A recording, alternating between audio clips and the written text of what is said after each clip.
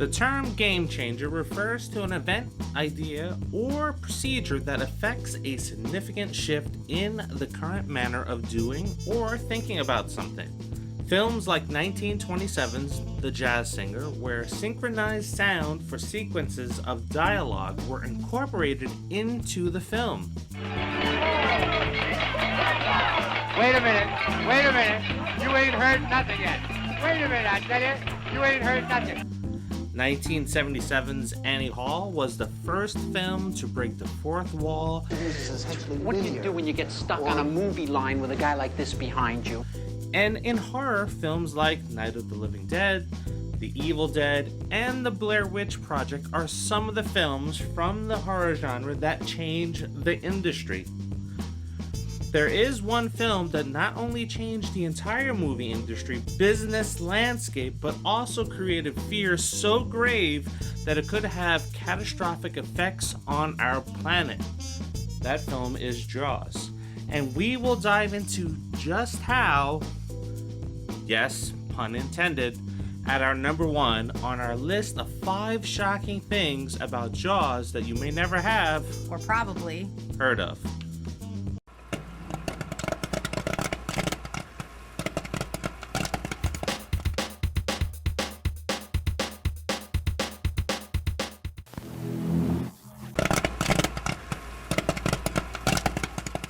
Number 5.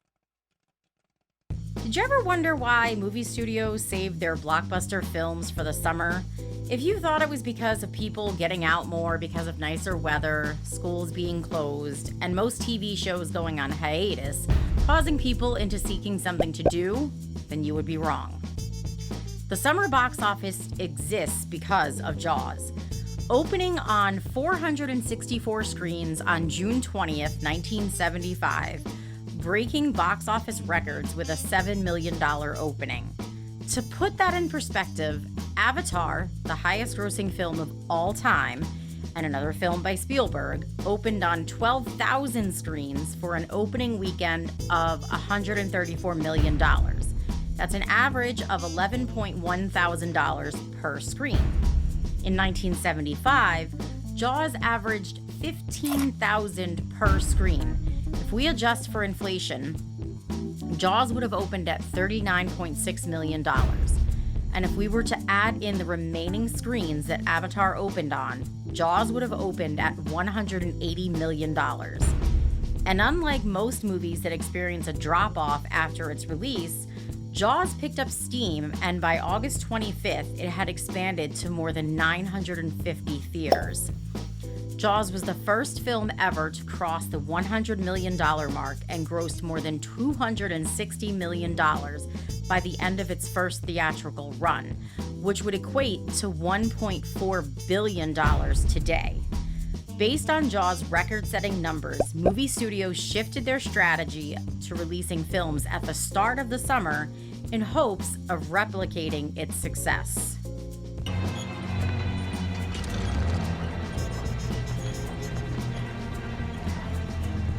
You're gonna need a bigger boat.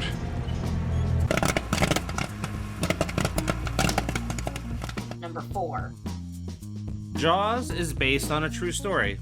Well, kind of. Sort of. Well, if it's the world of media and they will do anything to make a dirty buck. Just ask Warner Brothers about why they decided to go with the Flash movie instead of Batgirl being released in theaters. But that is a different list for a different time. The New York Times falsely claimed in an article that the author of Jaws, Peter Benchley, took inspiration from a series of shark attacks that took place in 1916 along the Jersey coast, where between July 1st and the 12th, 4 people were killed and 1 was injured. While the story references the incident, it is not the inspiration and is just a good writer doing his homework before weaving together his own tale. Benchley did, however, take inspiration from a separate incident that occurred in 1964. You do best. You're gonna sign this voucher so I can hire a contractor. I don't know if I can do that without... I'm gonna hire Quint to kill the shark. What? What? August. You all know who I am. You all know what I do for a living. Fisherman Frank Mundus harpooned a 4,500-pound great white shark off of Long Island. Mundus would eventually become a shark hunter later in his life and became the inspiration for Quint, even though Benchley would also claim that to be false. Benchley not only included the story of Mundus's catch in the introduction of his novel Jaws, he would regularly go out to sea with Mundus, where he learned the tricks of the trade in shark hunting, which he modeled Quint and most of the story after. All my customers that knew me knew I hated the radio. I never turned it on. One of the customers would say, well, why don't we radio for help? Coast Guard, this is the Orca. Do you read me? Coast Guard, this is the Orca. Do you...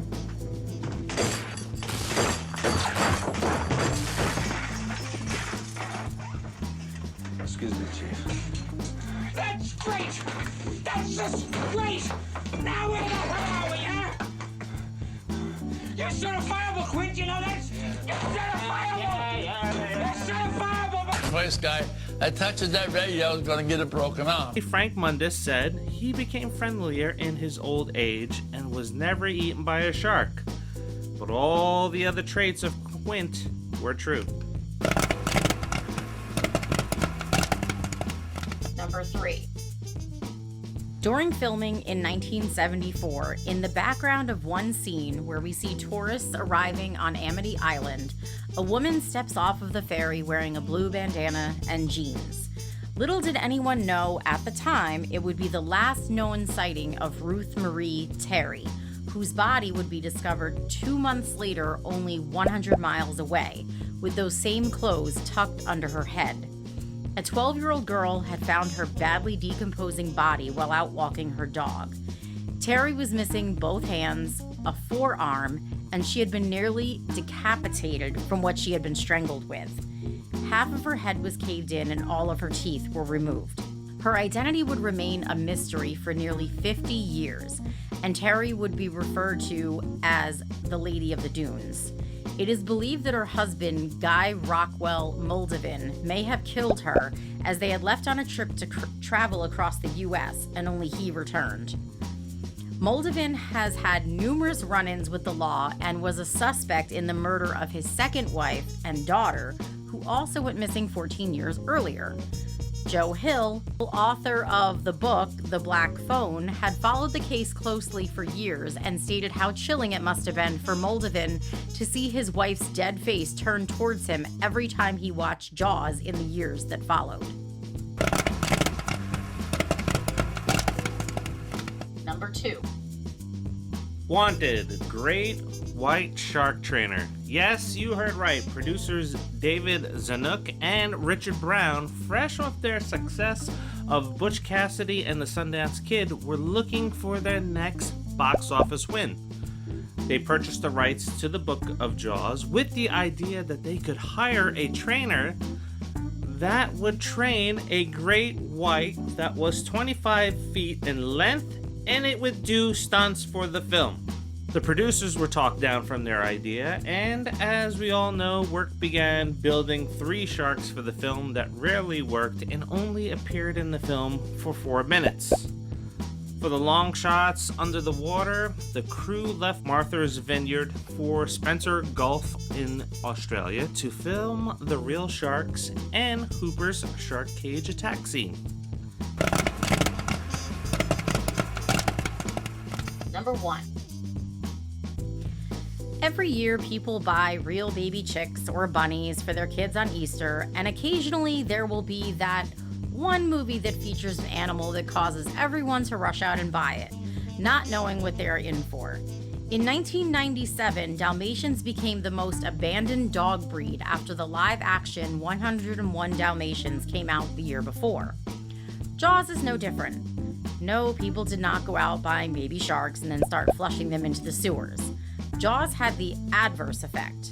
Not only did Jaws create a fascination with the aquatic beast, it generated a heightened fear that even Steven Spielberg regrets to this day. Since its release, the shark population has been decimated by fishermen, reducing the population by more than 70%. As a result of the depletion, the risk for global extinction impacts 3/4 of the species, and there is a very small window to save shark populations. I'm sure some might be thinking, so good riddance. I can swim safely in the water. But sharks going extinct would create global devastation. The imbalance in our ocean would cause coral reefs to diminish, thus affecting hundreds of other species of fish. Climate change would be exacerbated as sharks help regulate carbon storage by controlling the populations of herbivorous sea turtles. Thank God mogwais are not real, because it would only be a matter of days before our stupid human population would have cities overrun with gremlins. I really wanted a mogwai. Yes. And a stitch. I wanted a stitch. You would think in this day and age, people would be smart enough to figure out right from wrong, fact from fiction, but yet we're still killing massive amounts of sharks every year. And this is not a video to preach about saving sharks and all that other stuff. It's just to say, my God, we haven't evolved from those Salem witch trials where we would deem a person a witch if they sunk to the bottom of a stream and died, and then if they floated, they were a witch, so you would stone them and kill them anyway. So it was a lose-lose situation. Yeah, either way they were dying. So none of that makes any sense. Not gonna harp on number one. I'm a little shocked by that, but a couple things I didn't know about this, doing the research for it, like, let's hire a shark trainer. I guarantee you, if Jaws failed, they would have blamed it on not having a shark trained. And they would have attempted to do it for the second movie, and somebody would have died. Yeah, definitely. And then, of course, we got the Lady of the Dunes. Sad, tragic story, but at least they finally identified her. Yeah, I've seen her story over and over again. She was even featured on Unsolved Mysteries back in the 80s, and then pretty much through the decades that Unsolved Mysteries ran, they would replay her story. So I've seen her many times. Didn't realize, well, it took some time before they realized that she was actually in Jaws, like in that scene. And then it kind of became like an obsession. It's like, oh, pause it, wait, I think I see her, you know? And no one really knew what happened to her until they were finally able to, with DNA, link her to a body that had been found. That is the one good thing that we evolved to, right? Solving cold cases with DNA that people submit a lot of the times because of that genealogy test. I literally just told him a couple months ago that these genealogy tests are going to be the undoing of a lot of killers out there because they're getting familial matches. So, okay, the killer isn't going out and doing these tests because they're like, why would I do that? I don't want to put my DNA in the system. Okay, buddy, but guess what? Your sister or your aunt or cousin or somebody else went out and did it, and now they've been linked to you. So, yeah, it sucks for them. They should come out with a show not to catch the predator with, pedophiles, but to catch a predator with DNA. Yeah, That'd be right? Interesting. Now, on our other items that we talked about, the summer box office, I never really dove into why it was the way it was, thinking the same. It's like, oh, well, it makes sense. School's out, let's get people into the theaters. It's nicer in the Northeast and the Midwest, so it's like, let's get people out to the theaters to see the big ones. But who knew? Jaws. Yeah, I mean, I guess it makes sense because obviously in different parts of the United States, people are in schools at different times. I know, like, in the warmer weather states, they go back in, like, they get out in May, but then they go back the end of July, early August. So, summer vacation doesn't line up for every school. And obviously, states like Florida and California and, things like that, they're warm all the time. So, yeah, I guess that makes more sense. Yep, and then your favorite character, Quint, based off of somebody in real life. He used to have a heavy drinking problem, too. So, watching some interviews with him, it's like he was really an asshole when he drank all day. And then eventually he stopped drinking. So, yeah, that's where the character came from. Yeah, unfortunately, it didn't save his life because he ended up dying. Yeah, but he died in his 80s. No, he didn't. Yes, he did. Quint died 2 years after the movie came out from a heart attack on the side of the road. I'm talking about the real life guy.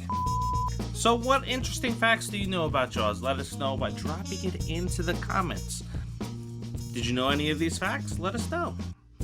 And don't forget, there's a couple cool things that you gotta do. Like, comments, share, and subscribe. Yes, it is Shark Week, so we moved our Conjuring video back so that we can get this one up. So definitely thank you for, thank you. Thank you for watching our videos. We appreciate you for the 15-20 minutes on these videos and other ones. And until the next Pop 5. See ya.